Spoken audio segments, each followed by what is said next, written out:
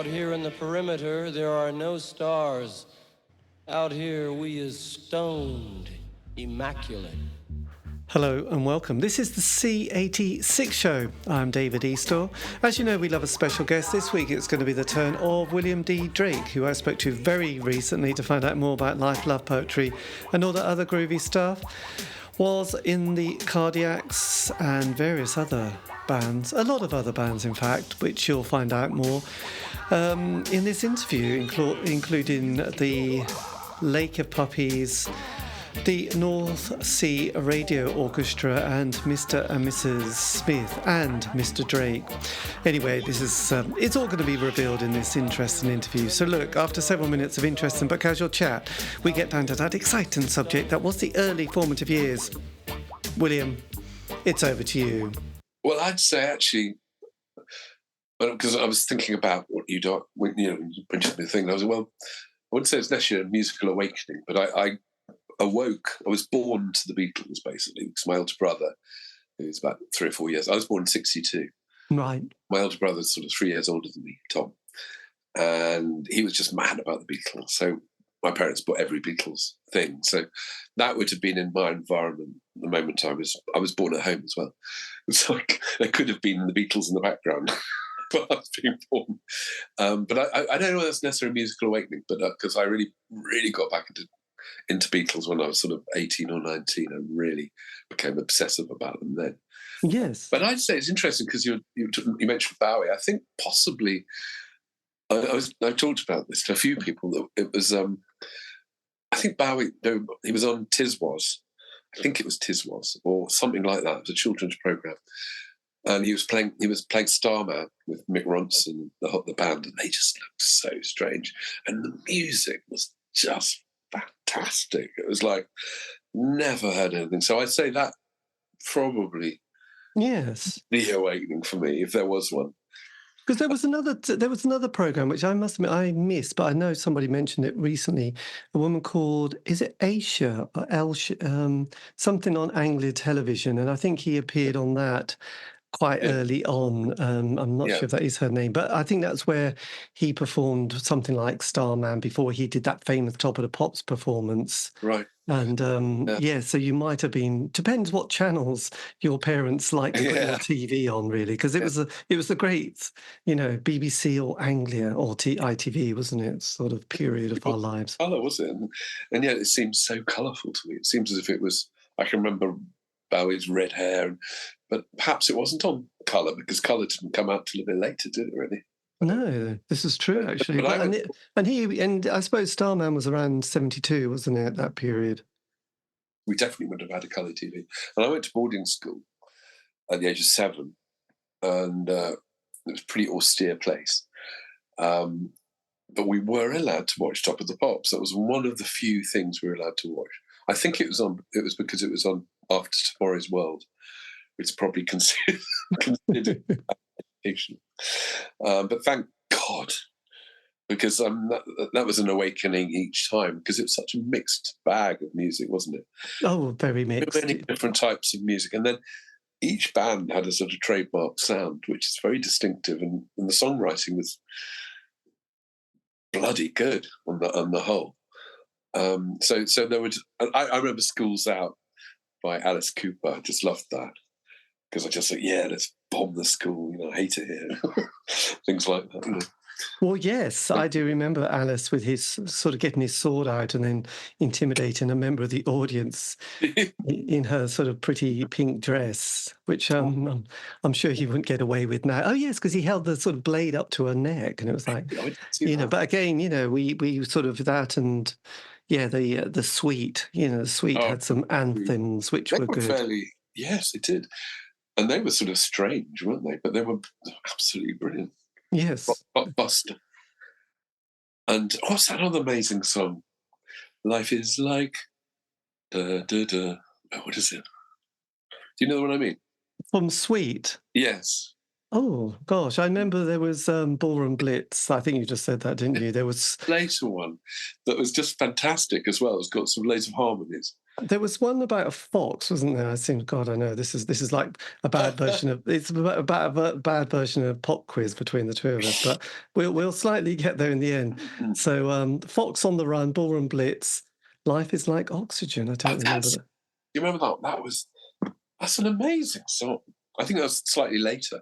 Yes, but they were good. I mean, again, I was probably 8 at the time seeing them, and I got, and obviously in the playground as we sort of ran around like sort of frightened children, it was quite exciting, really. So yeah, and there was Little Willie, wasn't there? Fox on the Run, Hellraiser, and yeah, that was good. I also remember getting very excited with Crazy Horses by the Osmonds, because that had that.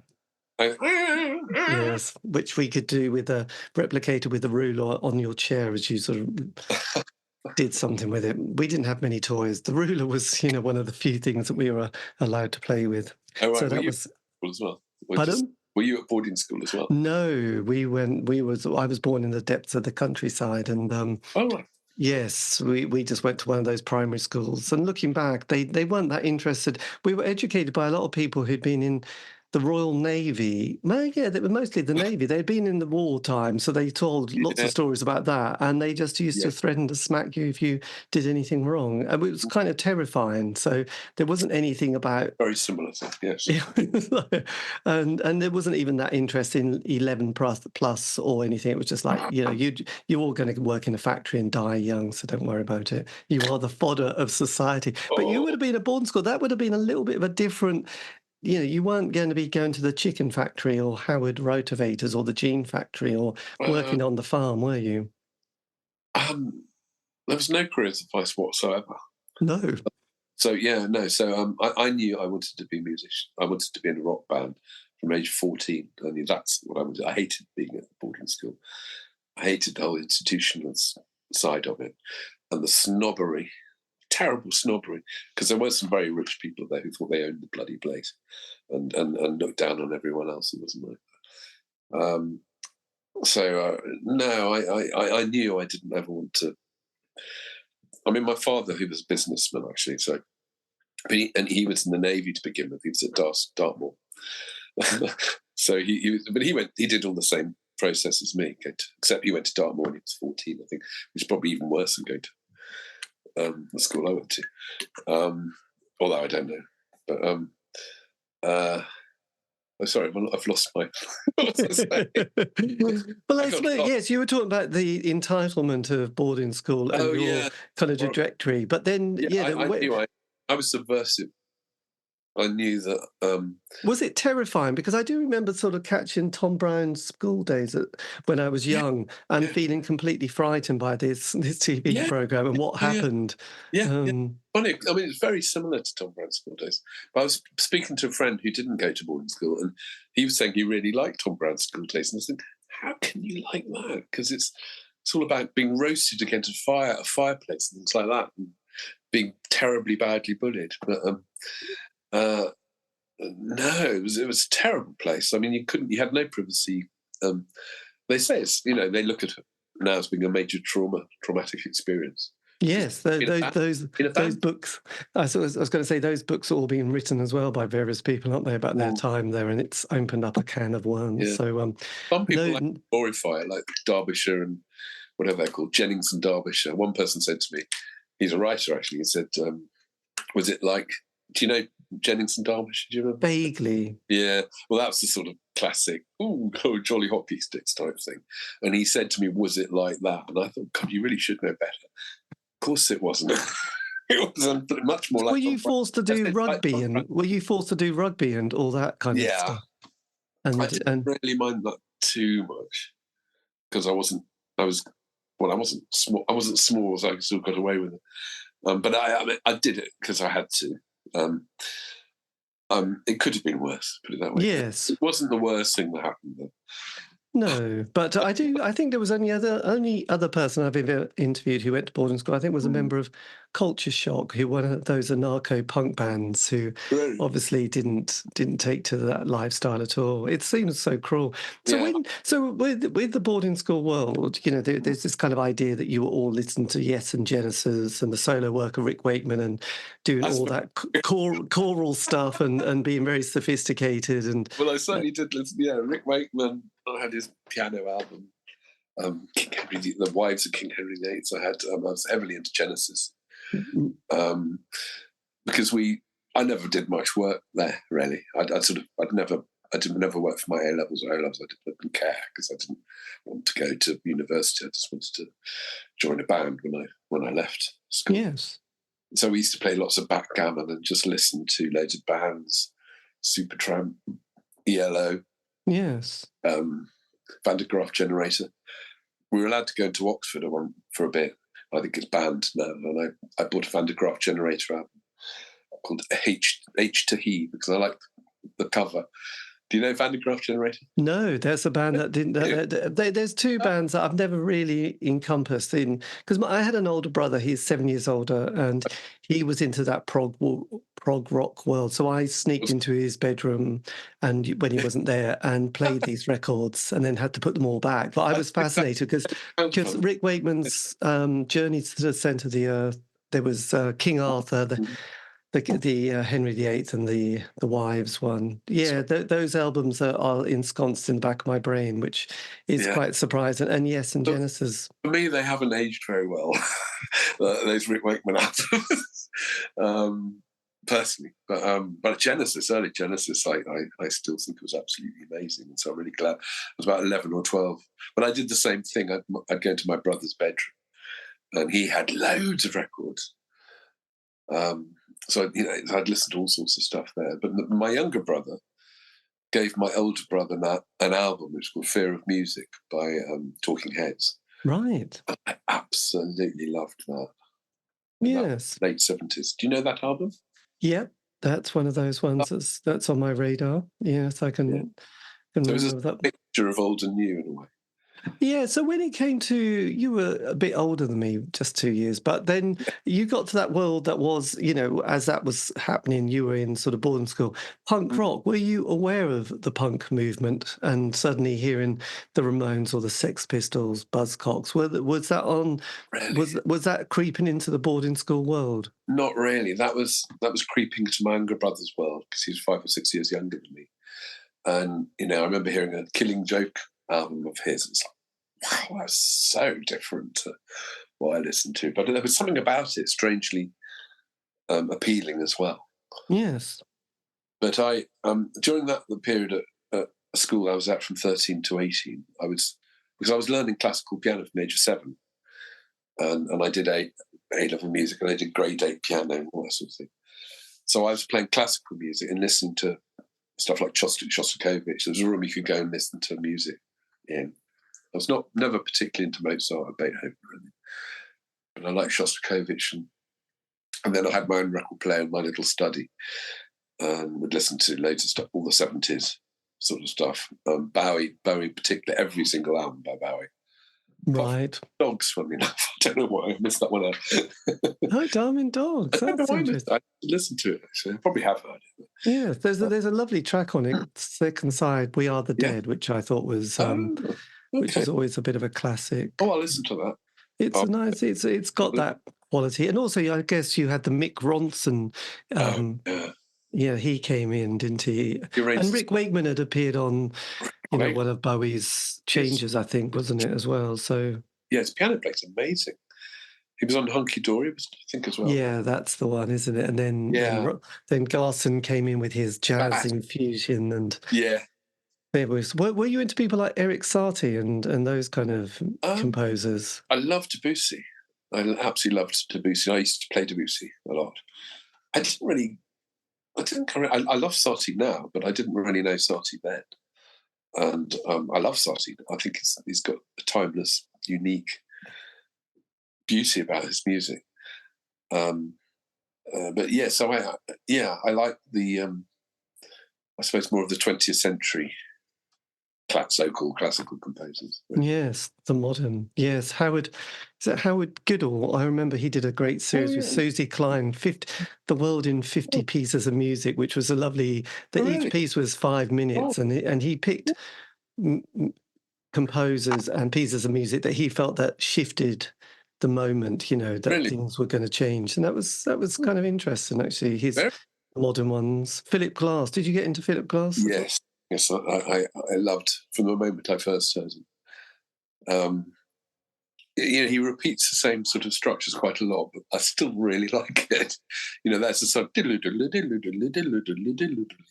know what I mean? Yes, absolutely. And I still like it, even though he sort of tends to have such a stylized way about him. But did Vangelis and people like that sort of creep into your consciousness as well? Yes. So there was a song by John and Vangelis I absolutely loved. Oh, is that the one about finding a way home or something? Do you remember that one? Oh, I'm such a sentimental person. It's a sweet song, isn't it? It was great. And I think they also, were going through keyboard players, because they had a guy called Patrick Moraz, didn't they, for a while as well? Yes. Which was quite fascinating. And I still think, that was it, because there was a film that came out which disturbed everybody but was quite amazing, which was Midnight Express, wasn't there? And the soundtrack to that was fabulous melody, isn't it? The Chase. Yeah, so he did that track called The Chase. I loved that. And he did Chariots of Fire, didn't he? Absolutely, yes. So when we got to 1980, so were you, at that point, were you quite political at all? I was just thinking, kind of 79, Thatcher gets in, the 80s appear, it's Thatcher, Reagan, Thatcher, the new decade. And you would have done your A-levels in 1980. Yes. I think I did them in 79, and then when I was 17, and then I didn't do particularly well, and then I just stayed on another year at the school and did an art A-level. And carried on doing music, because music was the best thing to do, because there's only 3 of us doing it. Right. And we had a lovely teacher, and we'd sort of go and have, you'd arrive, and he'd be playing Vaughan Williams on a really good stereo system or something like that. And we'd go in, whoever was first would make a cup of coffee. And before we had a lesson before lunch, we'd have sherry and stuff like that. So that was the best education I had. We used to just talk about anything and music. Yes. So I like the idea you just said. Sherry. It reminds me of is it Fraser and Niles would always go Sherry Niles Sherry, and it's just a classic, isn't it? Such a timeless drink, really, isn't it? It is. My father's 96 now, and he's can't move really much, but he still has a sherry at 7 o'clock every evening, a dry sherry. That's perfect. Yeah, God, sweet sherry just seems, anything sweet now just seems obscene, doesn't it? So when you eventually left boarding school, 81, so I'm doing the math there. Yeah. Oh, 80. So where did you then go to as we develop a new decade? Punk had been and gone. Prog rock was just becoming like the Buggles. Buggles? Yes, that's it, isn't it? Trevor Horn, that period where they joined the band I think that was in 82, actually, or a bit later. And also, I used to just play albums from the 70s and just carry on playing albums from the 70s, from years, a few years earlier. So I'd really get into them, listen to them again and again and again, I suppose, as well. But when punk happened, this is sort of I was still at school, and a couple of boys had their hair cut really short, and the teachers, they hated that you weren't allowed to have long hair, but they didn't know what to make out of it when you had really short hair, because that looked sort of odd as well. But they couldn't do anything about it. So a few of them were into punk, I think, but only a tiny amount. And I didn't really know much about it because, I didn't watch the telly at all when I was at the second school I went to. Yes, I just listened to records and swapped records with other people. So I suppose I was a bit oblivious to what was going on, just listened to stuff from the 70s and 60s, I suppose. Yes. But then I went to Australia for a year, for 6 months, 5 or 6 months, in the 80s. And there was quite a lot of Australian music going on there, which I wasn't particularly into. But it was hitting the charts over here a bit. Australian crawl and stuff. I didn't particularly like it. Well, there was Men at Work, wasn't there? I think that was the famous one. But a bit later there was the Triffids and the Go-Betweens and people like that.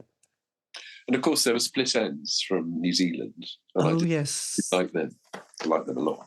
Yes. Do you know? So why did you go to Australia? Was it a Well, I didn't know what to do when I left school. Basically, I'd been in this institution, 2 institutions from age of 7, and I just needed to have a breather, really. yes? Because I would imagine the people you were at school with, a large proportion went straight to university to get those city jobs to become, very wealthy. Yeah. I mean, that's what my older brother did. In fact. He went and got the stock market bug. He did all that. I probably could have done it, but I couldn't have done it either. But I probably could have got work there, perhaps. Yes. I don't know. He always says, my older brother always says, he thought we could have swapped places, but I don't agree with that, because I was obsessed with music from the age of 4. I was playing the harmonium, little pedal harmonium, at the age of 4, and then Then my mother and my grandmother, my granny played piano as well, so we had lessons. They taught me, and then started having lessons when I was about 5. So did you feel like music was always kind of deep in your family life? Yes, absolutely. Yeah. I mean, there's some photos. I can't find them now. I don't know what happened. But there were photos of me very young, sitting on the piano, really young, about 4 or something, thinking I was quite grown up, sitting there, my little jacket, playing the piano. Yeah. And is it right? And you might go, "Oh my God, don't ask me that question." No, it's not. But did you? Was Nick a relative of yours? Well, he was, yes. But I didn't find that out for ages. Right. And the only reason I knew is my grandfather told me we were related to Gabrielle Drake. And of course, it's all before the internet, before you find out stuff. Yes. People.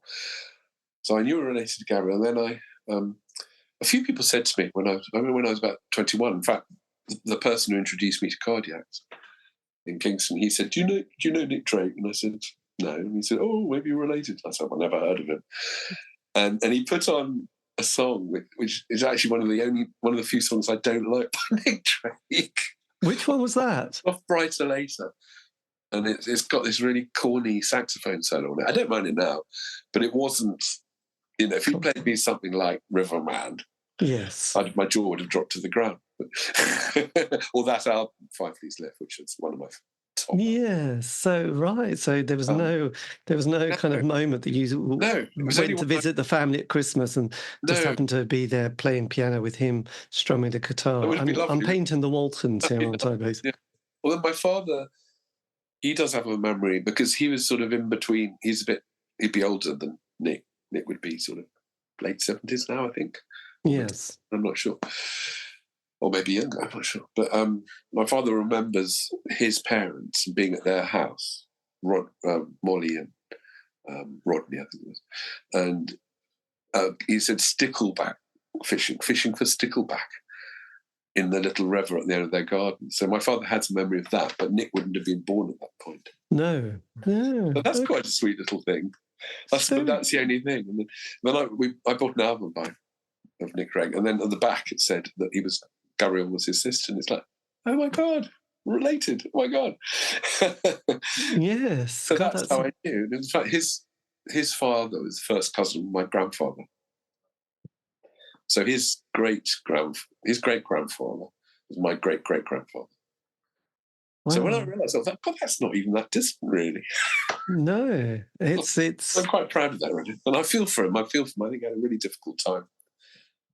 Yeah, I mean, there was a very good book came out last year. I think it's coming out in paperback soon, and I think this was a particular author who managed to become quite close to the family, so he got access to a lot of the letters and Gabrielle and various other people. So the book is quite a personal kind of journey, and it's a big book, isn't it?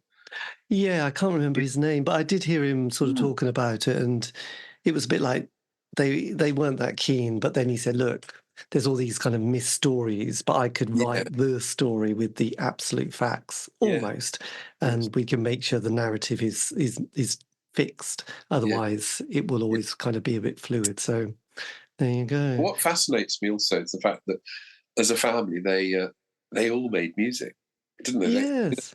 Big old recording machine his father had, and they all, and his father even wrote songs, and they've never been released. Whereas Molly, his mum's, have been.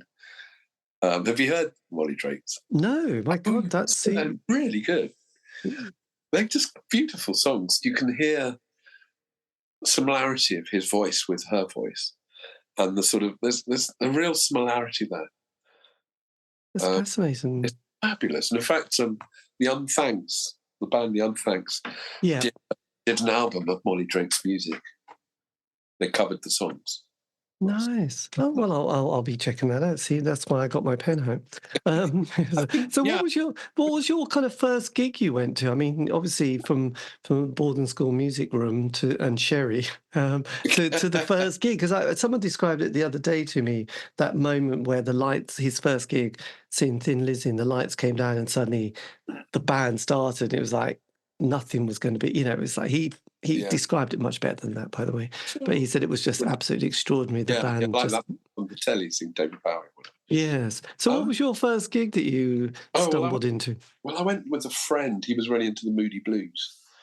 And I quite like the Moody Blues. I like some of their music. Yes. I really did like some of it. So I sort of went along, but I wasn't kind of really sort of riveted by it. I found it a little bit tame, but they were nice enough. Yeah. So, I mean, we'd grown up. We'd had that moment a few years before of War of the Worlds and Forever Autumn. I loved the War of the Worlds. That was sort of strange and unusual. I did listen to that a lot. Oh, everyone had that album, I thought. Yes, I think everyone did. We all know that, It's like, you play it now to a certain generation. We go, my God, David Eastaugh, Richard Burton. It's all the dialogue is there in our brains. It just has been repressed for sort of 45 years. Yeah, exactly. And all those synth lines as well. And in fact, I recorded with a guy called Joe Partridge. He's got a studio in Cornwall. And it was really exciting to meet him because he played guitar on it. Right. I may have even recorded something about that, I don't know. Yes. Yeah, that was a good, an important album, I'd say. Yeah, I would. Yes. But then as we were trundling through the 80s, obviously there was the punk, post-punk, there was New Romantics, there was psychobilly, goth started to appear. And then the indie world, the bands like the Smiths appeared in 83, and then 5 years of the Smiths. What was that moment like for you though, during sort of that sort of 83 onwards? What was your kind of musical journey at this point? Right.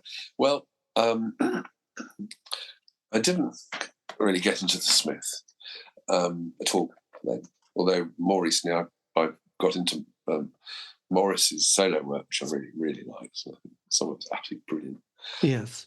Which is not very fashionable to say that sometimes, is it? I know, but I songwriter. I know it's a bit like the Gary Glitter thing. It's a guilty pleasure that we... Not as bad as that.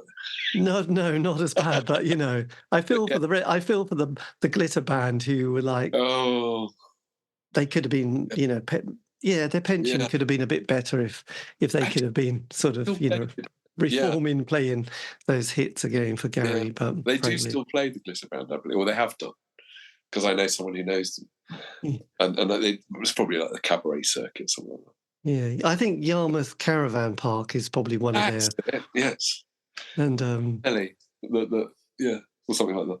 Yeah.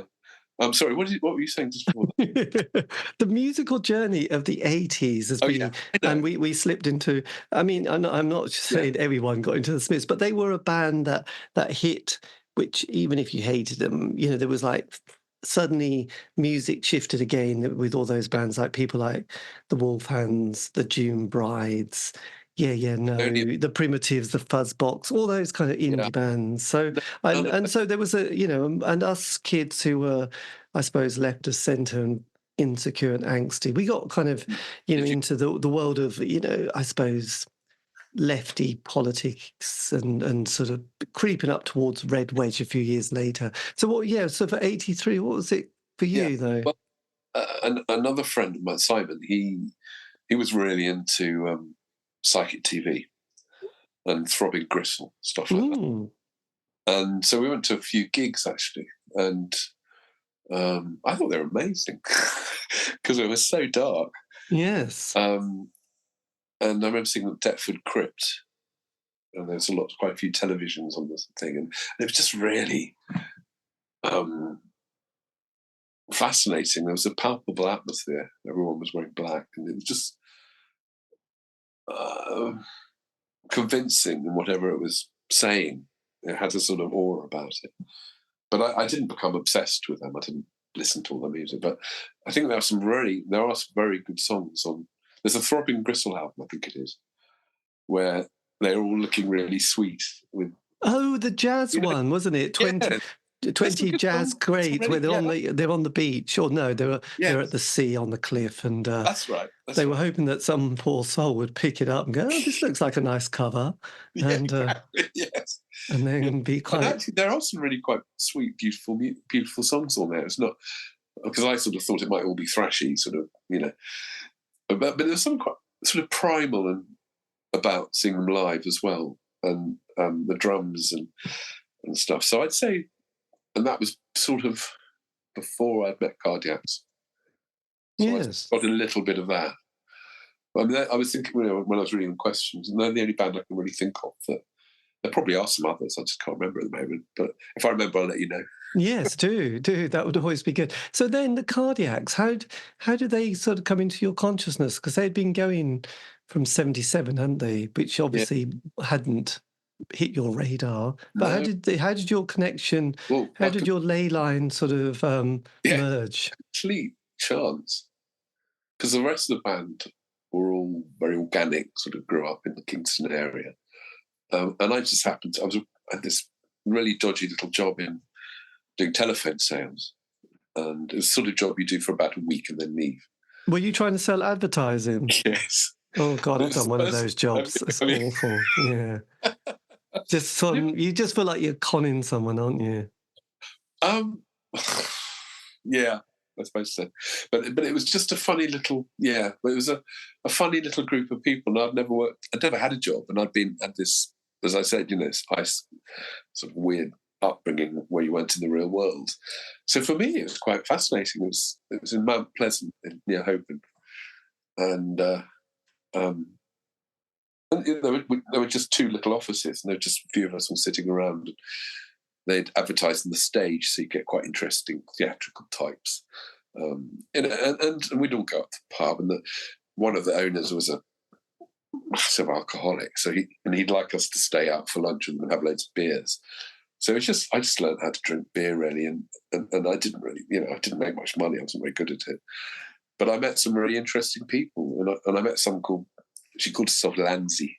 She was actually called Sue, but she had a stage name called Lanzi Lorenz, and she had a gig in Richmond, and she'd come for the Christmas. She used to get a few more people from the stage for some reason. Yes, looking for jobs over Christmas time, and then she said, "Do you want to?"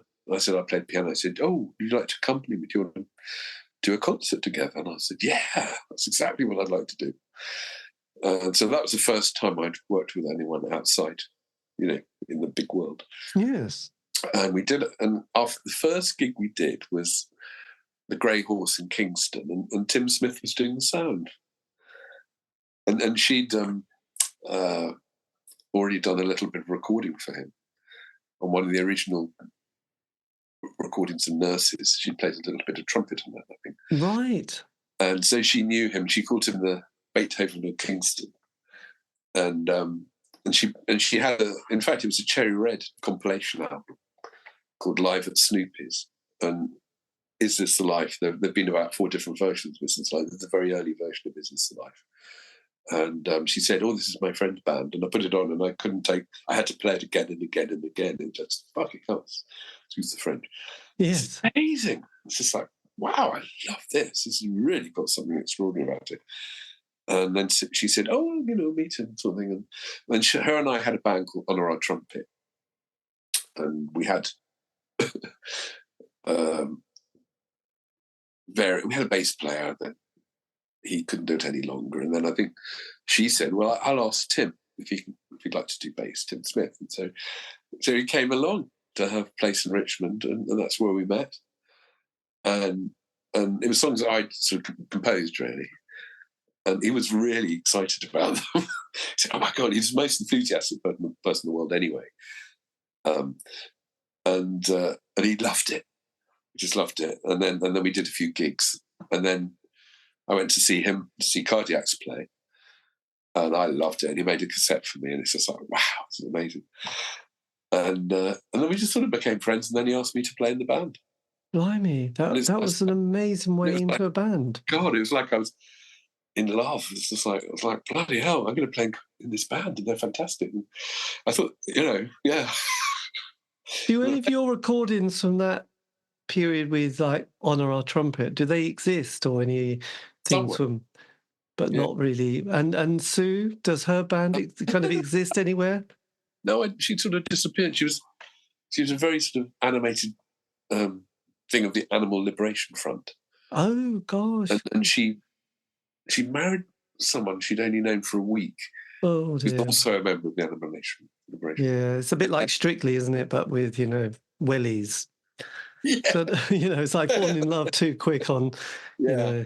Oh and dear. sort of, kind of, and then I was in Cardiacs then, and that was like a proper thing to be doing. So you were a fully formed member of a band.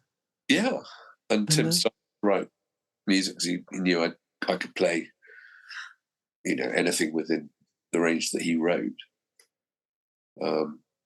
Because you'd need a classical player to play the things that he wrote. He wrote them especially for me because he knew I could play them. So. Amazing. And and the band at that stage had already had got a good following, hadn't they? And were no, not at all. They were playing to about 8 people. Oh. Well, that was. I mean, no, actually, the Manor Park Pavilion, there were a few more people in Worcester Park, but because they'd be supporting other bands, something like the Dangerous Girls and Here and Now used to support Here. Do you know Here and Now? Yes. Yes, they used to support them a lot. They were one of those bands that were a bit of a crusty band, weren't they, Here and Now? Were they part of that world of sort of psychedelic? David Allen, Gong. Yeah. Yes, so Hawk, you like Gong, Hawkwind. In fact, he set the band up. He set Here and Now up, David Allen. And I think he might have the first album, I'm not sure. Yes. But they always did free gigs. So the first gigs I did with Cardiacs, I think we were supporting. In fact, the very first gig I did with Cardiacs was supporting Here and Now at the Marquee. Right. So you were already there. They loved Cardiacs, and they were friends. They lived in Kingston as well. But the first gig I went to was like the Grove Tavern. I think it was about 7 people. Like, gosh. And I was sitting around the edge, a few of us sitting around the edge, and they were still putting this massive show on. Well, just not massively, but just giving it everything. Yes, that's amazing. And I got the music, and it's like, wow, this is incredible. Yeah, absolutely. So the album, The Seaside, is this the... Oh, yes, you asked about that. So I only played 2 of those songs. I played on RES and Hope Day. Right, But he wrote some bits out specially. But I think he wrote complicated things for me to play, and that he had a sort of license to be able to, and he wrote out a piece for me, and I sight read it immediately from Hope Day. I can play it to you if you want. Yes, it would be marvellous. Let's have a little rendition of that. Don't fall over though. I'll try not to fall over.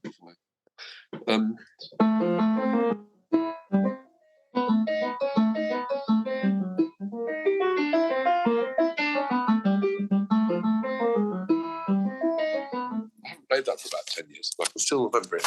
Well, absolutely, it's in there. My God, that was down, and we were very chuffed because I could sight read it. Because being a classical pianist, you play stuff much more difficult than that. So it was quite easy for me. But he was really pleased. Oh, great! I can write lots of difficult bits or whatever. And was it quite a gang, the band, at this stage? Did you feel like you had entered a... Well, I wouldn't say I was really part of the gang, because they were. Because Tim and Sarah were married, and Tim's brother, Jim, was in the band, and they'd run it from the beginning, Tim and Jim. So I wasn't really, no, not really. I wasn't really. And I think I sort of had my fair share of trauma from being at boarding school and stuff. So, but they were a very nice, stable bunch of people. They were very decent people. Yes. So, And was it sort of, I mean, was the band their main thing, or was it kind of a side project and a side hustle at that stage? well, I don't know whether I don't know if it was ever really a money making thing. Tim ran a PA, and that's how I came to meet him, because he was doing the PA and the sound of that gig at the Grey Horse in Kingston. So he'd do that. I think, Jim, his brother, worked he worked on industrial washing machines. Right. He did that for many years, actually, just to keep, And then Tim Quay, he had a good job, and I think he helped pay for things. And Dominic, I think, had a part-time job in a studio. Right. I was sort of a bit unemployable, really. You were asking if I'd do anything again, what I would have done. What I would have done was I'd have taught piano. Yes. But I didn't realise nobody sort of directed me in that way. I was a bit gormless and lost, I suppose. And how did you manage to survive during this period? I signed on.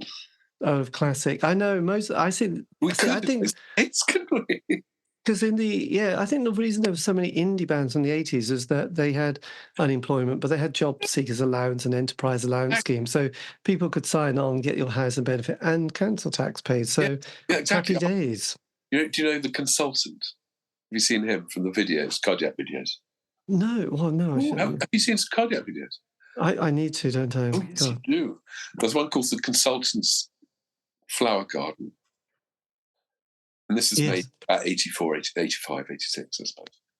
And, but anyway, so he managed us as well as being this character and in the videos. But he I think he had a job of some sort. And he lent us, you have to have £1,000 in your account to get job. Do you remember job seekers? Did you ever get? No, but that's kind of famous, this enterprise allowance. So, people with no money suddenly had to say, yes, I've got £1,000, which sounded really dodgy. But each of us £1,000 to get job seekers, and then we'd put our £1,000 into the next person's account. So that's how we did it. And I think you got an extra £10 a week or something. Yeah, and you didn't have to do any restart interviews as well. No, they become a problem later on. But they did. There's always sickness benefit as well, which is quite good. Yes, that was tricky. Burst into tears when you're at the doctor's and they offered you Prozac or something. Oh, yes, this is true. Yes, I'll put you on incapacity benefit. Not on anymore. Yes, they won't bother you. Very long. I mean, that's impossible. So, I mean, all these bands that wouldn't have existed without that help. No, we're totally stuffed, really. That same with actors as well. It was like a grant, basically, wasn't it? Yeah. For the arts and crafts. Yes, I mean it was, because it's not like we just sat around doing nothing. We were working pretty hard, actually. Yes, absolutely. So was the next time you were in the studio, was that to record Big Ship, this next that's right. EP at this point? Raven. Yeah. New Cross. Yes. And I think that got reviewed by a guy called Julian Henry in Underground. Oh yes. Did he come on? Have you got it there? Well, I've got it. I've got some notes here that just mentioned about this review. Well, it's just that he was in a band called the Hit Parade, who I used to really like, but they were a very sort of acoustic singer-songwriter band called the Hit Parade. So Hit Parade. The Hit Parade. No. So when that released, what was that? What was the reception like for this one? I can't remember. Was it exciting? Did people like? I think. I mean, we were always getting more people were coming to gigs. So from having supported bands like Here and Now, and we started. It was all support things. We'd support slots we'd get. We did Nick Turner. We supported him. Do you know him? He was yes, old Hawkwind saxophone player. Robert Calvert. Robert Calvert. Yeah, we supported him. And then we played Stonehenge in 1984 as well. Blimey! So you Three, were right there. So they 3 were o'clock in the morning. quite a band who were part of that kind of Yeah. free festival scene And with a lot the. of that was thanks to Here and Now's faith in us, I think. Yes. And how did you find the travelling community, the travellers, and their buses and dogs and motorbikes? It was fine. The only thing to worry about was the Hells Angels, Oh, because they they'd were. go right to the front of the queue.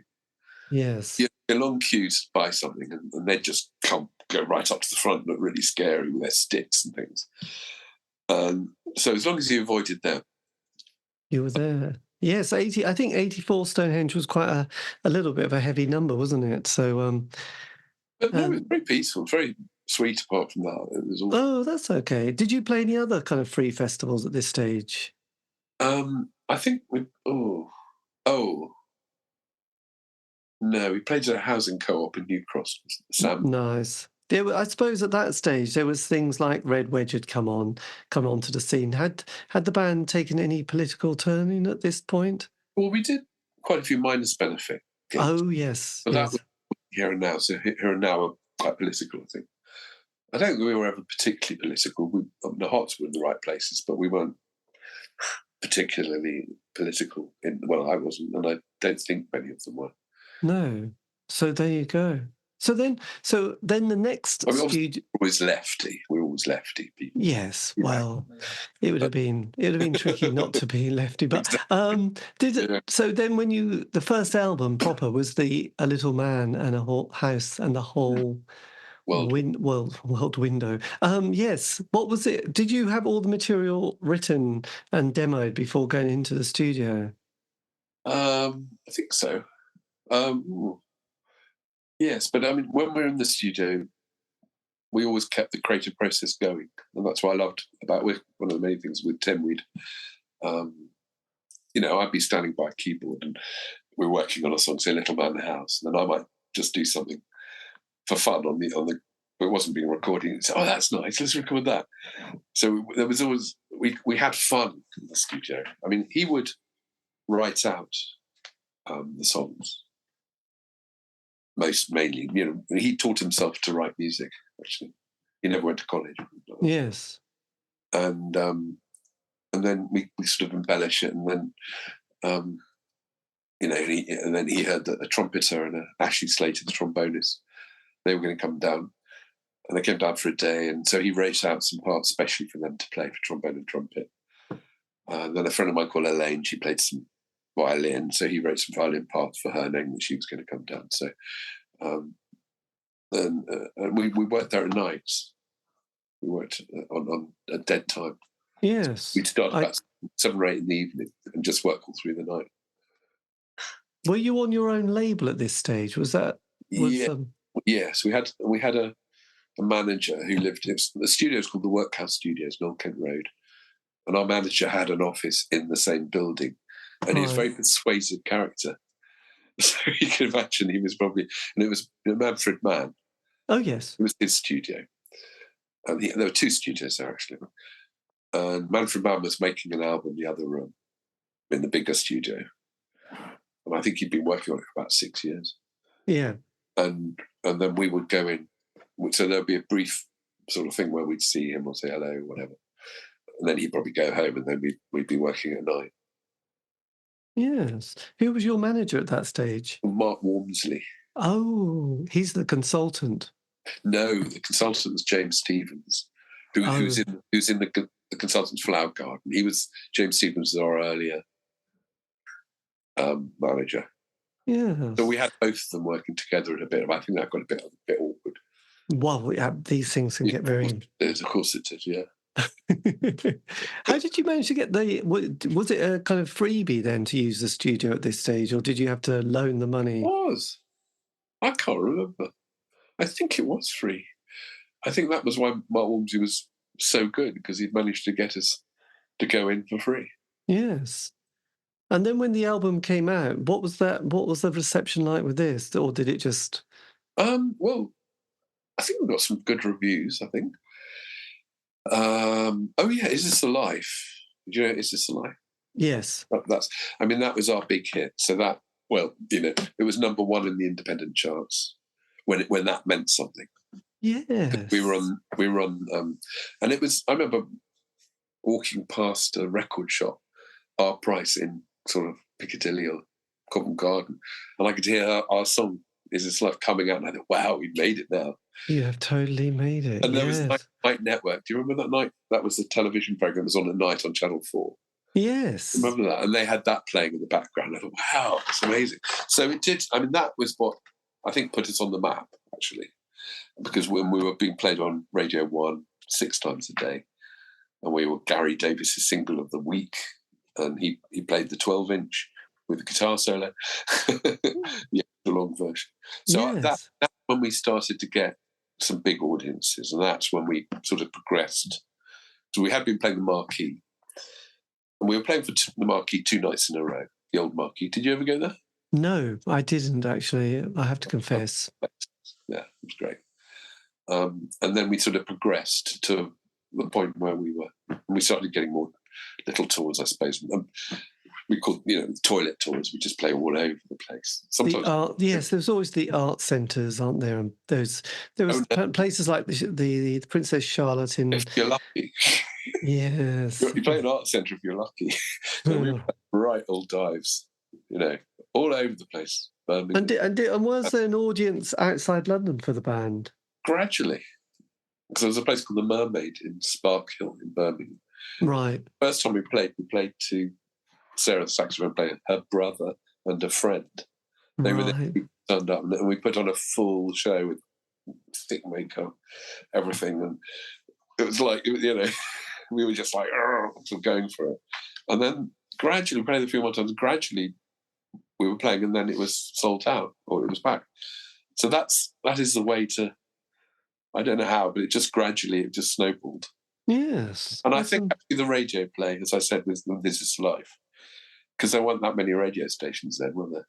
Yeah, no, absolutely. Did you get on Channel 4's The Tube as well? Yes, we did. We were on the Tube. That was another big thing as well. That was huge. I mean, that was a really fantastic show. And they used to put on the most incredible bands, actually. Yeah, I mean, that's an amazing thing we got onto there. So we did have some good pieces of well, I could say they're luck, or maybe they're just well organised. I don't know.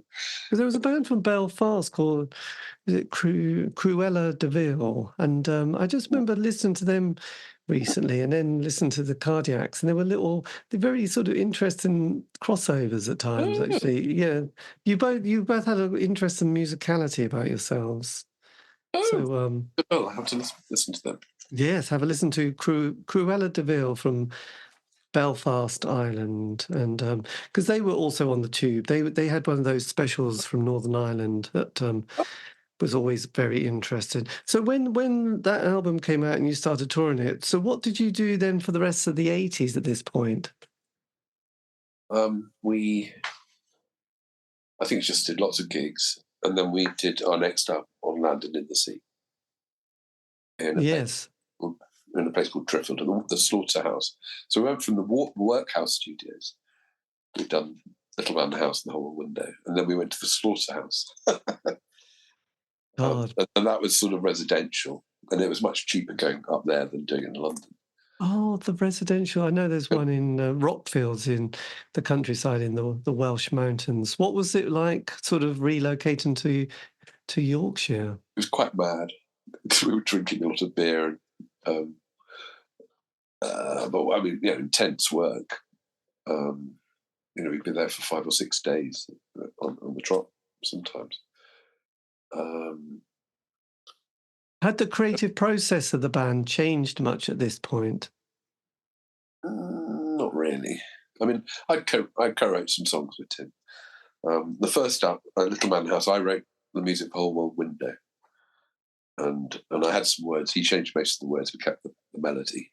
Yes. Whole World Window. You can hear the difference because it's nothing like that in any of the Cardiac songs up until that point.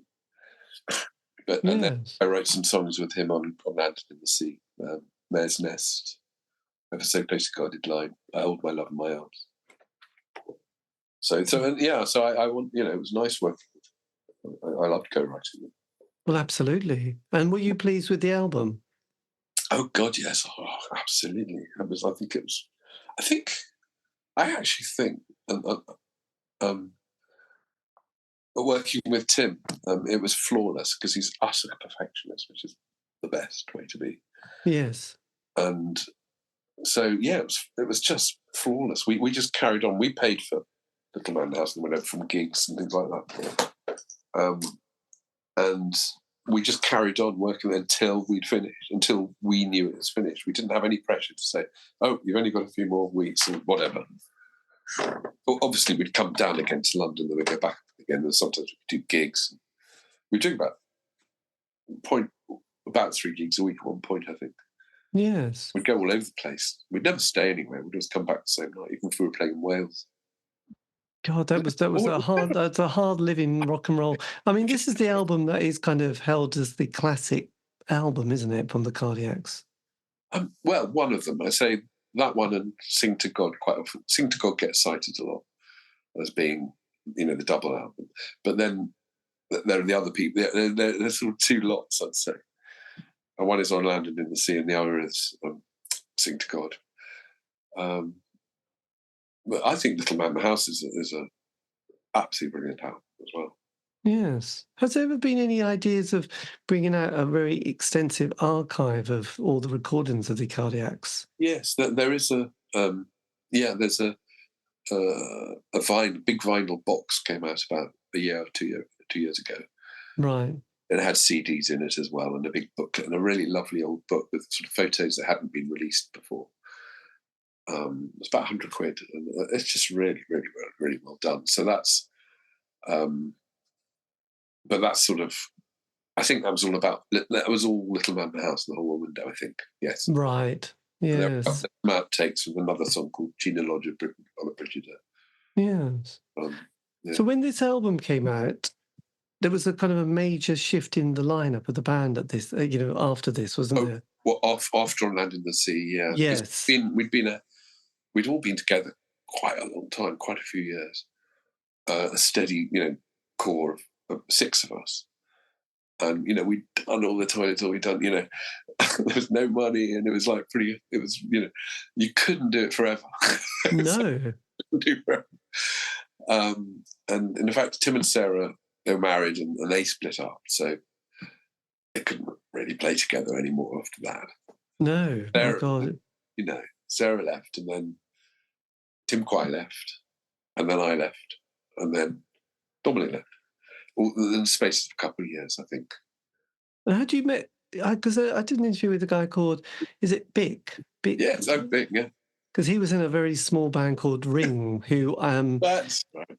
Yes, friends went to their first Glastonbury, was in '87, and had very fond memories of seeing this band. Yes, when was the first time you met Bick? It would have been when Ring were playing. I think it might have been, I think they supported us. I think that was probably the first time I met him. I think. Right, God, you were kind of amazing musician. Yeah, fantastic. Actually, he had a band called Panic Sphere as well. Yes. Is he still recording stuff at the moment? I imagine so. He's one of the people, like, we're all music addicts. I can't imagine any of us ever stopping. Do you know what I mean? I can't imagine he would ever stop. No, absolutely. Yeah. So leaving the Cardiacs, was that... Hey, do you know an album of his called Microcosmos? I might do. Really, it's a great album. I'd check it out. Yeah. Oh. One for your list. Yes, Cosmos. God, I know. Microcosmos. There are quite a lot. I actually looked for it on Apple the other day. But there are quite a lot of different things called Microcosmos. I need to try a bit harder. Yes, I know. This is the tricky one, isn't it? Then, yeah. So, did you leave the Cardiacs? Did you do that's it, Ziggy Stardust moment? You said this is the end. I think it's like being in a relationship where, this is where I compare it, where you kind of know you want to get out of something quite a few years before you actually do. Oh, yes. It was a bit like that. It's very difficult to make a big split, isn't it? And I think for the last couple of years, I kind of lost, the excitement, the adrenaline of doing it, and I wanted to do more of my own thing. I wanted to go off and do my own stuff, really. And also when you're in cardiac, you kind of sell your soul to the band, which is fine. And that's what helped it to do as well as it did, because we were all so committed to it. You just drop anything, whatever. Do you know what I mean? Yes, That's how it absolutely. was. And it's a heck of a thing to do, and you can only do it for a certain amount of time, really. And obviously Tim and Jim were always going to do it. So because they're brothers and it's Tim's thing and everything. And so, gradually other people would come, and Mick joined for a bit. He was in the band. Yes. Yeah. So then your next musical project, this is the C... Oh, we did an album called Mr. and Mrs. Smith and Mr. Drake in 1984. Right. Which was Tim, Sarah and me. So that was quite early on. I hadn't been in Cardiacs very long then. And Tim says, "Oh, do you want to fancy doing this side project?" Like, yeah, God, I'd love to. So we released an album then in 84, which you can hear. And it was all done on a 4-track. And it's more sort of,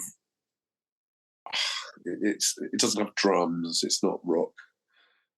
It's more mellow and very tuneful. Cardiacs is very tuneful. It's full of tunes, but this is full of tunes as well. But yes. In a gentler way, perhaps. And you brought out quite a few bits and pieces. And you also had a John Peel session, didn't you? We did. And it's funny enough, he wasn't all that keen on Cardiacs. No, I'd read that he only played a very early single and then just ignored the band for the rest of the... He thought it was a gimmick. He thought it was a gimmick band because we wore funny clothes and makeup. But perhaps it wasn't really his sort of music anyway.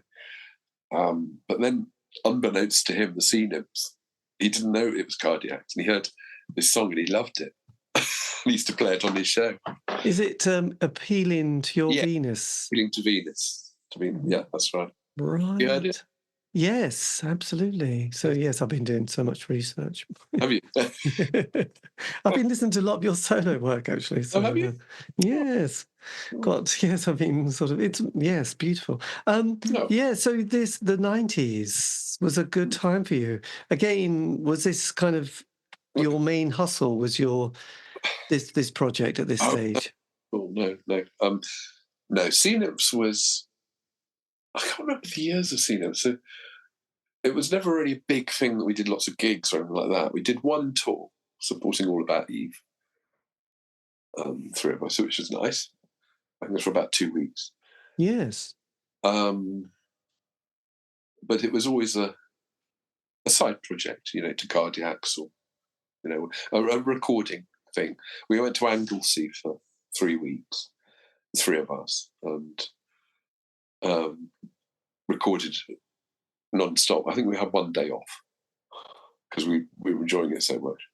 And we just I had lots of songs, Tim had lots of songs, and we just sit and record them and, work them out. Sarah would play saxophone, do some singing. Yes. It was great. It was really good. And we got a lot of material, actually, a lot of material. And we released 1 album, and then the next album took 20 years. Released. Excellent. But so then you also had this other band called Nervous, didn't you? Nervous, yes. And Wood and Lake of Puppies. Oh yeah, yes, Lake of Puppies. My God, you were sort of thrown everything at the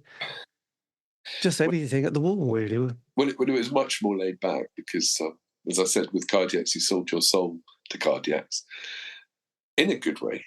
Yes. Regret it for 1 second. But the 90s was easier because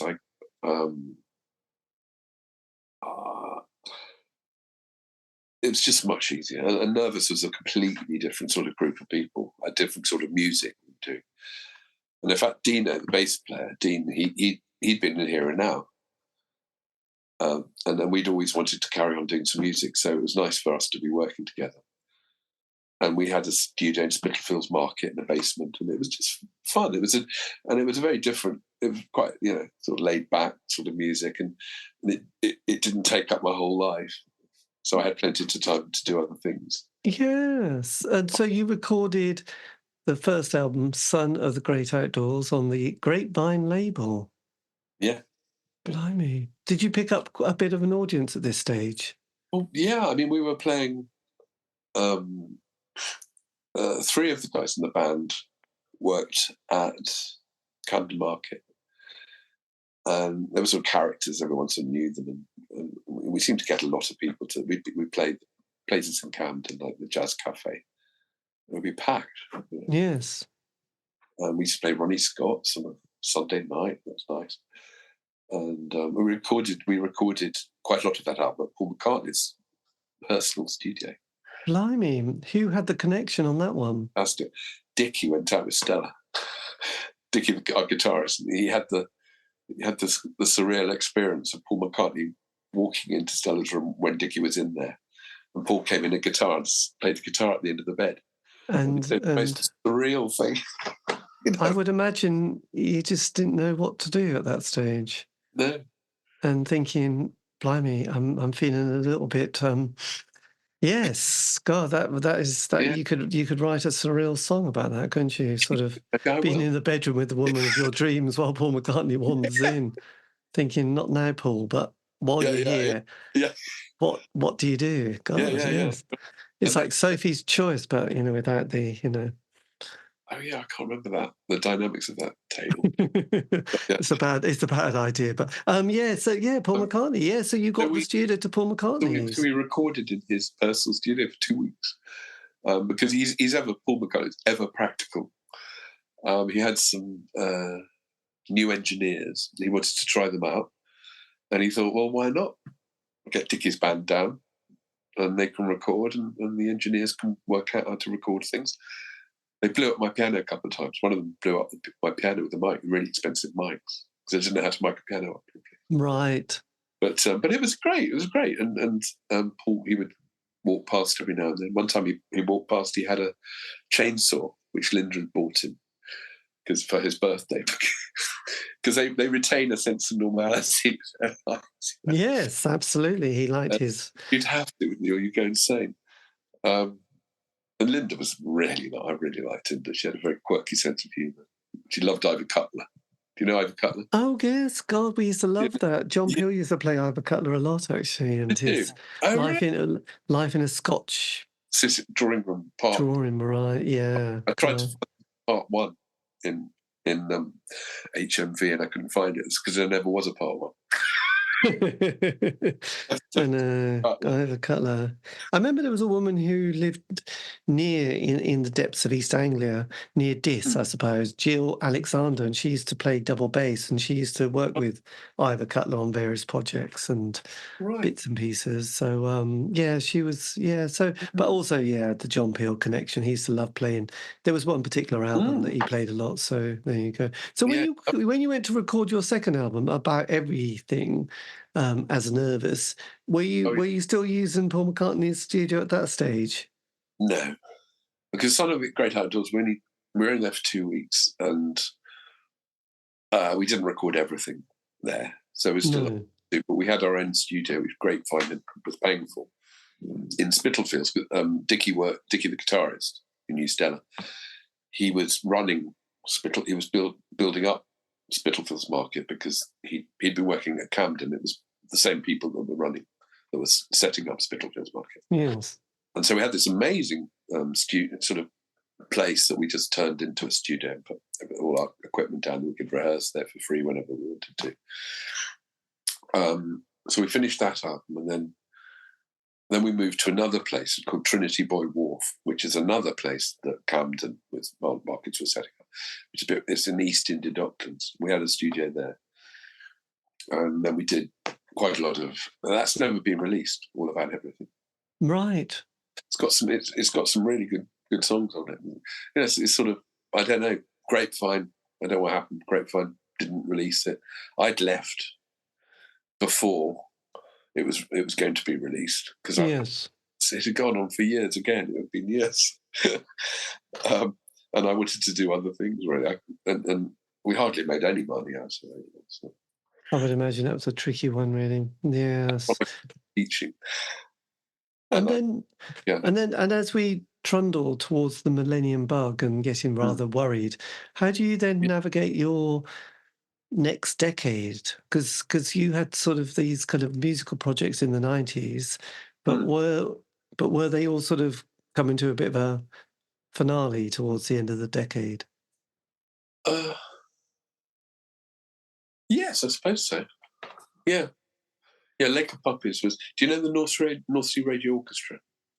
Not really, no. Okay, all right. Well, they were Sharon and Craig at Fortnum, and they built this. They've done quite a few albums, North Sea Radio Orchestra, but they met at Lake of Puppies when we were doing that. We did a few gigs, and actually, we're finally going to release something after 20 years or 30 years. 30 years, yeah, 30 years. Yes. We're going to release something next year. Oh, fantastic. Is this going to be new material or sort of archival? No, very, very old material. Yeah, it's got one of my best songs on it. It's called the Donkey Song, which really should have seen the light of day by now. God, the Donkey Song. Well, I'm looking forward to this. I'll send that to you. Oh, this would be really nice. I'd love to hear this one, actually. Yeah. Did you keep most of those original recordings then from this particular project? Oh, yeah, and Tim Smith produced them, actually. We did them in his little studio in Chessington. Right. And the song Donkey Song is amazing. He did an amazing sound on it because it just gets bigger and bigger and very choral. Oh, yes. Donkey Song. We only did 4 songs. So I mean, you know how things change and lives change, people move on, and it's the same with a band. It's it starts off with that honeymoon period and all the good things, and then people drift off. People want to go and live somewhere else. Or, yes, absolutely. How it happens. Well, I sort of on that point when you mentioned honeymoon, I sort of realised doing these interviews, most bands have a 5-year narrative, or 3 to 5. Yes, but, they get together, they have the 12-month honeymoon period, then they get the first single, then that first album, playing a few dates in, going around in their transit van. So things are very good on that period. The second album can sometimes be a little bit better because they've learned a few tricks, and that can be good. But then the follow-up album, there's a sort of often the dynamics and the tension of the band, and also the slight lack of money as well, which is driving people a little bit potty. So often, you have the honeymoon, the reality, and then you have the absolutely. slightly people are starting to get a little bit tetchy at each other. And yes, but I think that's a great thing about Cardiacs is that Tim and Jim were the core people within it, and they were never going to stop doing it because Tim had ideas, fantastic ideas coming out of him all the time. Yes, brother was going to be there all the time. Amazing. But they had different lineups. So Sing to God was a different lineup, and so that would recharge that, and then it become a new thing. And then it would do really well in its own way, and that's what happened all along with Cardiac. And the early albums are fantastic. Obvious. What's it called? The first album, Obvious Identity, and then there's the second album was called Toy World, and these were cassette albums. I mean, they're really good. I mean, and Toy World's a fantastic album. Yes, and it's recorded in this small way, but it's an excellent album. It's all classic? It's all classic stuff. And yes, it's good songwriting. I think now that people have got more people working with, they're all different, interesting people. And also, I think in that world that is now, I know streaming's sort of a bit of a mixed thing, but I kind of think it allows people to discover a lot of bits and pieces that they probably wouldn't have wanted to go and buy. Definitely. Well, I hope actually can get to sort of listen to it instead, actually. Yeah, you got the Cardiacs have got most of their stuff on Spotify, haven't they? Yes, I don't know. I have a feeling Toy World won't be. It won't be. No, it's not there. Is it a tricky one to find? I don't know. I haven't actually heard it for a very long time. I'll have to have a look around. I'm sure it would be somewhere. Yes. On YouTube. In fact, I might have another one. Oh, that would be splendid. Now, how do North Sea Radio Orchestra, how does this develop? On Off Records. Which one? Is it Off Off Records, OOF Records. It's the label that you're on. Was it Oof? I think. Oof. Yes, that's right. So I wasn't in North Sea Radio Orchestra, but but that's how Sharon and Craig met. So they were from Lake of Puppies, and then they did some music called the Shrubbies, which was great actually. And they had this drummer from Cardiacs and Dominic, and Sarah, saxophone player, playing keyboards. So they were in Shrubbies as well. And so they were an interesting development of the music that, they were very close to Tim, and obviously. And Craig's still he's doing stuff under his own name, Craig Fortnum. Yes. And he's also doing something called Arch Garrison. He does albums with that. And then he does, the North Sea Radio Orchestra. And him and Sharon are split up now. So he's releasing the next album. It's got a different singer on it. And Sharon's just released an album of her own. So everyone's very prolific. Well, they're very prolific. And the Lake of Puppies has got this album about the donkey song. That's right, isn't it? That's right. And you're going to get your archives and release some new material. Yes. God, see, I am paying attention here.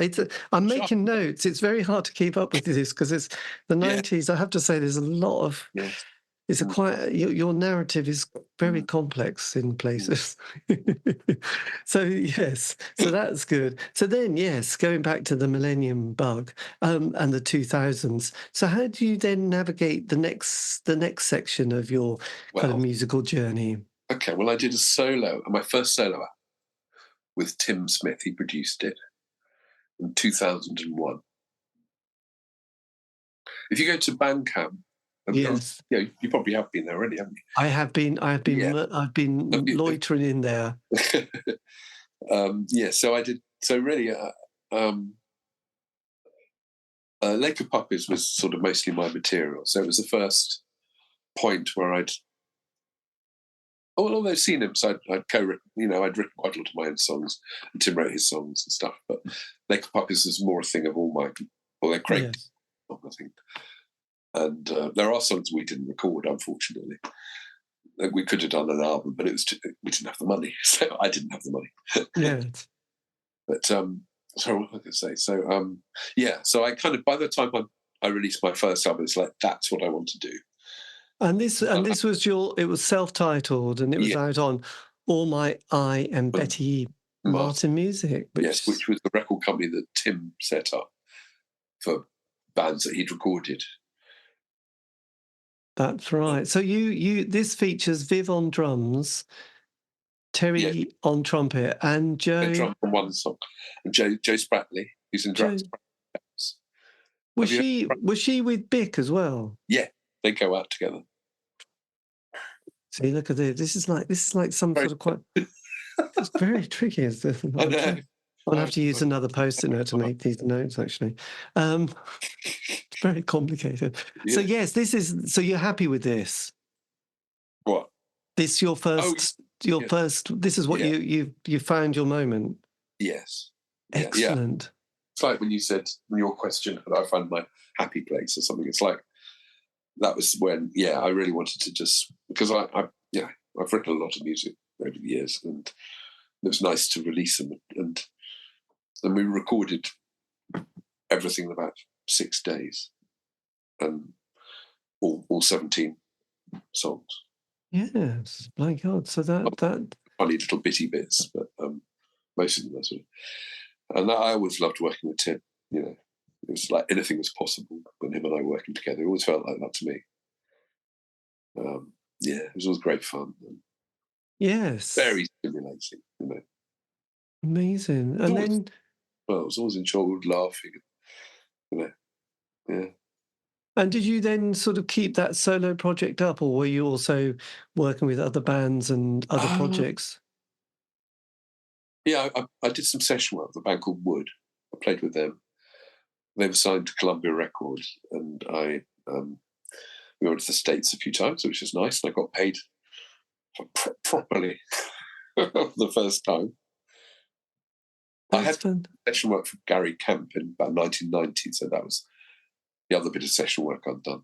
God, was that on one of his solo albums? Yes. Yes. Yeah. My God, so you were getting a bit of a name and reputation. A little bit, I suppose. It's all word of mouth, really. What And label was Wood on? Columbia. Oh God. The singer was signed to Columbia in New York. James Maddock. He's from Nottingham, and yeah, that was great. It was just great. I would imagine, It actually. really was. We were playing sort of Shepherd's Bush Empire type places, packed audiences. We were supporting, quite well American acts. Yeah, it was great. Really enjoyed So it. is that material? Because actually, I'm not finding much about Wood, by the way. That's weird, isn't it? Yes. What was What was the album they released? Or The songs from Stamford Hill. I don't think I'm not playing on it because when I met them, they just recorded it, I think, and I was friends with the drummer, so he put my name forward to do it. right. And the drummer, Steve Jackson, is now playing on my new album, which I'm just finishing now. Yes. So Wood, God, yes, it's. I mean, there is just a lot of bands that you've worked and worked with. So yeah, so this took up a certain amount of time. You learn so much from working with different people, and it's interesting. And it was a job; it was properly paid, and I was on a retainer even for a bit. It was amazing. Wow, that must have felt like happy days. It Who was. needs the doll when you can be on a retainer? Yeah. You feel like you're there. The stabilizers are off. You feel like a grown up at this point, don't you? But then the second album, everyone got dropped apart from the singer. I think that the record company they pumped a lot of money into it, and they wanted to sort of be, even though it was very good stuff, actually. But the second album never appears, does it? No, it never appeared. No, it never appeared. There was all sorts of stuff going on, and they used Steve, my drummer friend. He went over to the States, and they used. And the thing is, it's a long story. I won't bore you with the whole thing. No, we love these stories because, frankly, it's a kind of a curious. I mean, everyone plays on this first album. There's a very moody cover of a man in black and white. Yeah, That's probably. But you did play on it, but then obviously the album slightly bombs, and then everyone gets dropped. Yes, well, it sold 10,000 albums. I think that's bloody good. I think that's good. I think they should have kept going. It's probably it was a major record company, so they put $500,000 into it. So they needed to sell more than 10,000 albums. Someone lost their job, didn't they? Such a shame. Such a shame. Yeah, a shame, because I just thought, I was even thinking of going to live in the States at one point. I thought we were destined for big things. Well, absolutely. And did you get a good audience in America? Yeah, because we were supporting, big names from over there, so we'd get all their fans, and then we had a lot of people that we'd have a meet and greety type thing afterwards. You met loads of lovely people who'd be signing loads of CDs, and we got onto the. I think there's levels in America of yes. sold, and so we did well in the initial circuit. Yes, certain radios like student radios, college radios, and stuff like that. And I think one of the songs was used on Dawson's Creek, and that helped. Stuff like that. Well, absolutely. Songs. I'm gonna have to check. Oh look, it is on Spotify actually. Is it?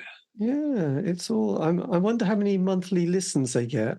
Well, they get 4,000 monthly listens actually. So because he's still James. He moved out to New York.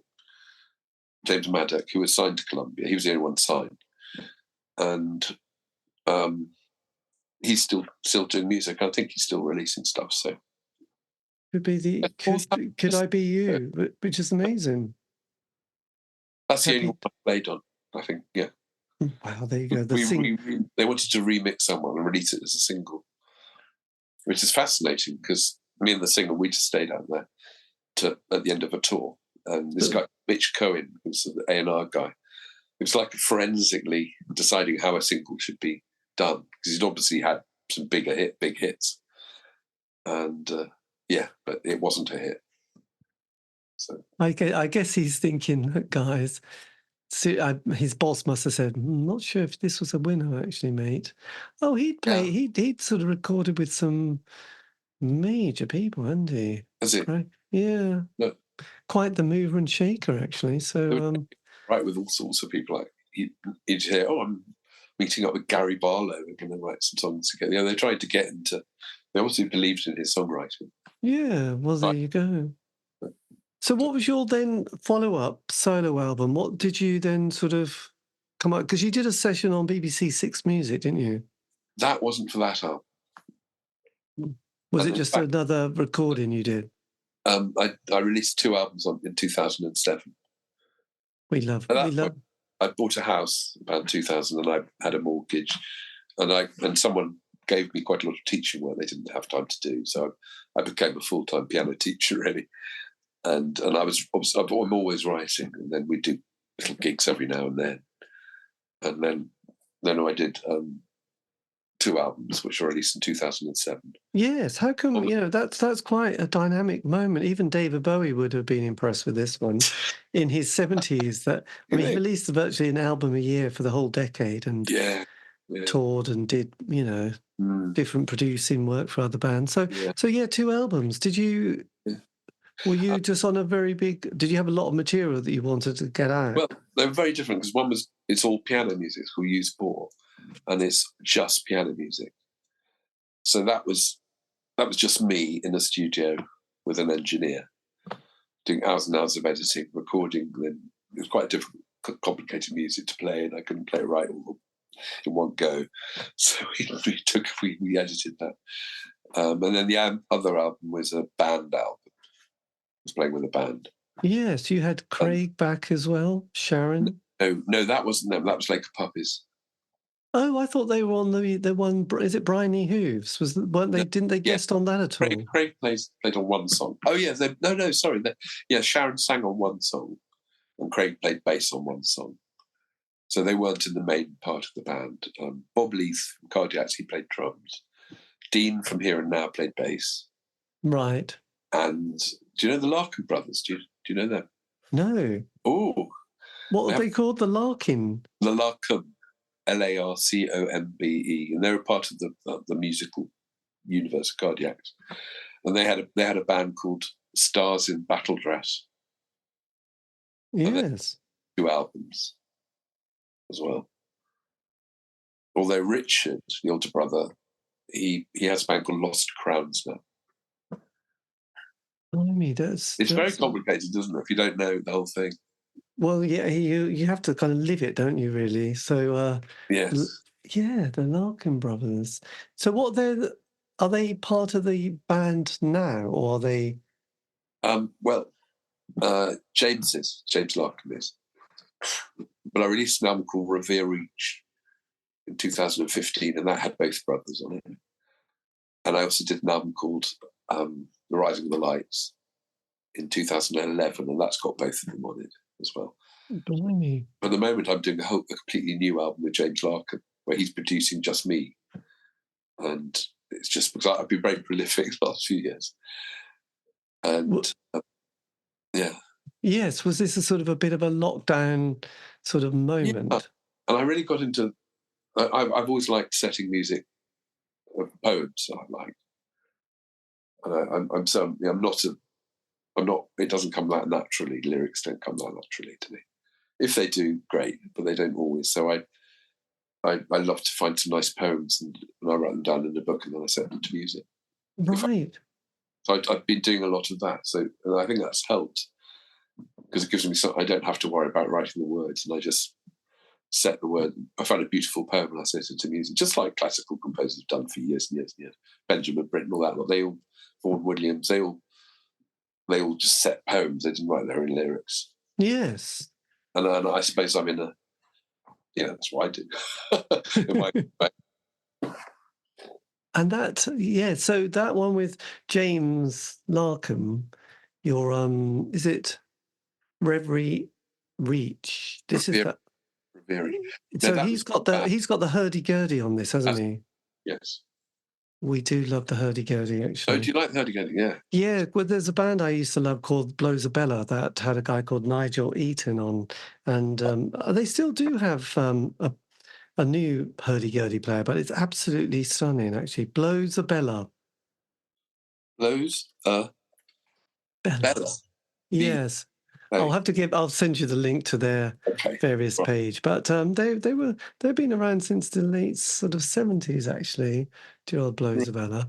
But yeah, they had a guy called Nigel Eaton, which was bizarrely, one day the two members of Led Zeppelin were going to do a world tour, and they needed a hurdy-gurdy player, and Really? they went into a record shop, and their manager said, or their, somebody from the band went to a record shop and said, I have no idea, but do you know any hurdy-gurdy players? And there was a business card, and he said, well, this guy plays hurdy-gurdy. So they phoned him and said, do you want to come on a album and world tour? So he suddenly went from a small little folk band to God, that moment. So amazing.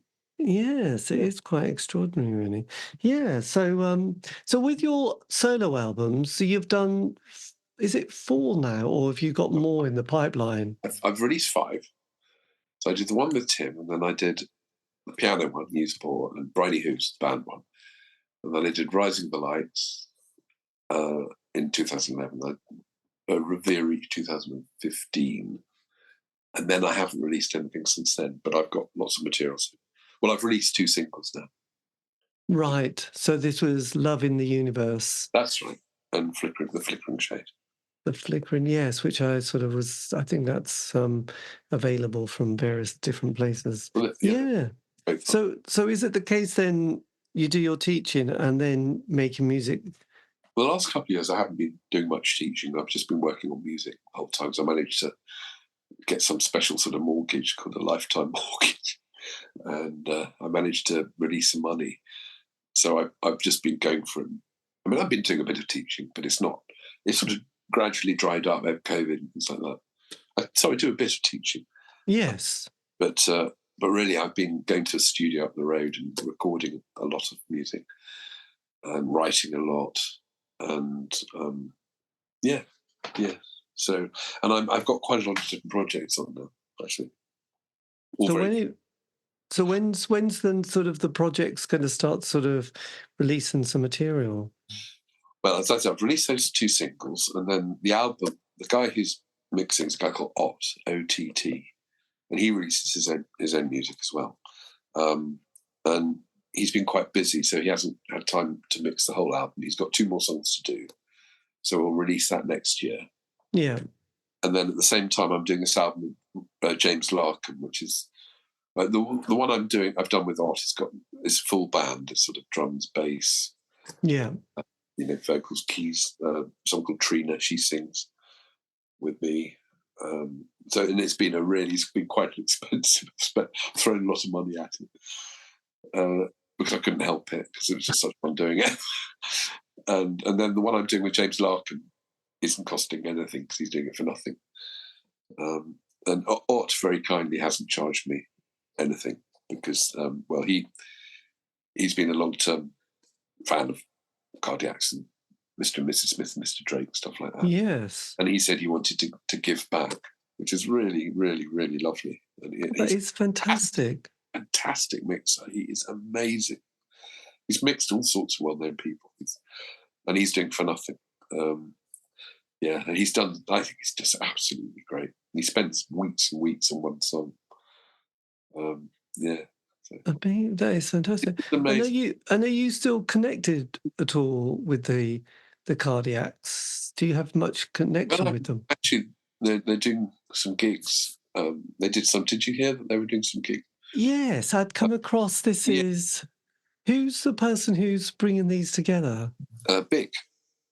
Oh, so Bic's the person who's the... Yes, they've organised it. And in fact, there's a gig in Manchester on October the 10th. And my band, 3 of us, me and 2 others, James Larkin and someone called John Baston, we're going to support them. So, yeah, that link it's always sort of there. Yes. So then you got sort of, there's this one in Manchester, Brighton, and then Newcastle as well coming up, and Glasgow. I might do one song at Brighton, possibly. And has that been particularly well? Are the Cardiacs getting more attention now? There's a really young, a young group of people who are really into it, come from all over the world, and older people as well. but which was always the case with cardiacs. It's always seemed to be a new wave of people who'd come and go, or or get into it. And when you're into cardiacs, you never really stop being into cardiacs. It's not possible. It becomes almost like a tattoo, or it's like a musical tattoo. If you really love cardiacs, it's not something you kind of go off really. Well, I would imagine, actually. Yeah. It must be, yes, I know. People are going to be horrified at the lack of my depth of some of the knowledge of the cardiacs, aren't they? They'll be going, God, he's not a fan. How dare he talk about them? I know. Well, when one just kind of, Yeah, especially when well, a bit like Frank Zappa or Captain Beefheart, isn't it? Or you mentioned Throbbing Gristle, where people will spend their life listening to everything and live recordings, and have written PhDs on it, and you think, well, oh yeah, there's only so much, and yeah, of course. And obviously, were you aware that because when Tim passed away, that must have been absolutely devastating for everybody. Yeah, absolutely terrible. Yeah. Was his health always a little bit tricky at times? No.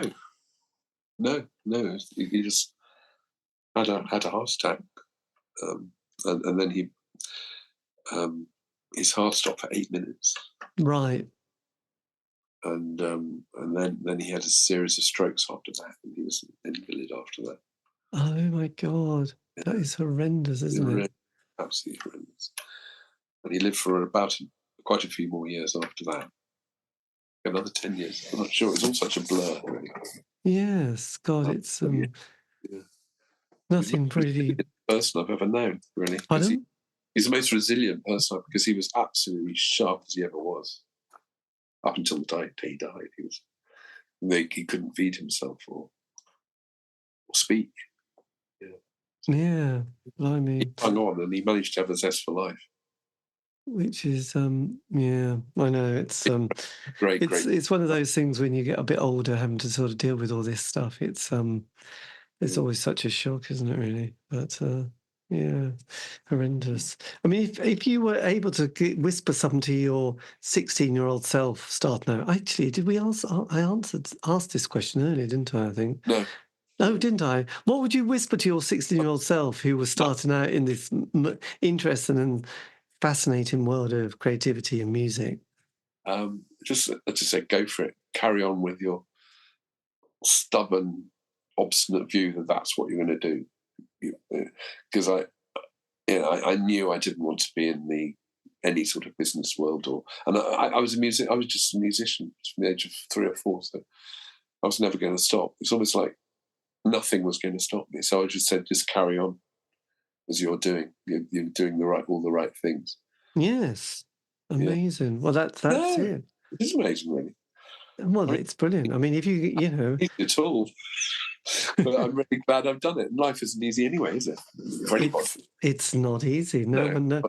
I think when you're younger, you always assume that everyone's having a great time and it's all working out for them. And then as you get older, one drops that kind of whole idea, knowing that we're all sort of having moments and sometimes moments of struggle, but that's life.